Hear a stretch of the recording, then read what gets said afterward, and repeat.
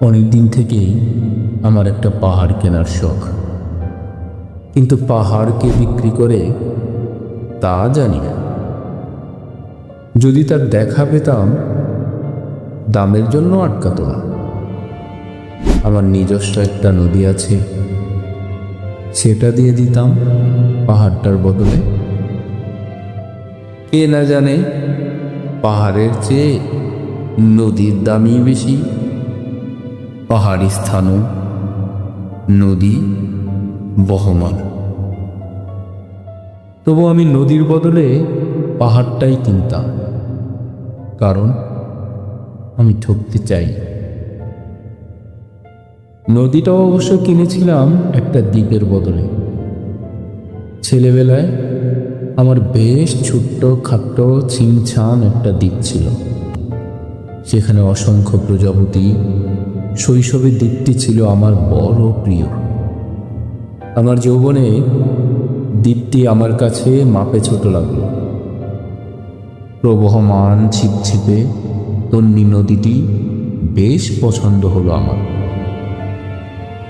বন্ধুরা বলল, ওইটুকু একটা দ্বীপের বিনিময়ে এত বড় একটা নদী পেয়েছিস, খুব জিতেছিস তো মাইরি। তখন জয়ের আনন্দে আমি বিয়েও বলতাম। তখন সত্যি আমি ভালোবাসতাম নদীটিকে। নদী আমার অনেক প্রশ্নের উত্তর দিত, যেমন, বলতো আজ সন্ধ্যাবেলা বৃষ্টি হবে কিনা। সে বলতো, আজ এখানে দক্ষিণ গরম হাওয়া, শুধু একটি ছোট্ট দ্বীপে বৃষ্টি। সে কি প্রবল বৃষ্টি, যেন একটা উৎসব। আমি সেই দ্বীপে আর যেতে পারি না। সে জানত, সবাই জানে, শৈশবে আর ফেরা যায় না। এখন আমি একটা পাহাড় কিনতে চাই। সেই পাহাড়ের পায়ের কাছে থাকবে গহন অরণ্য।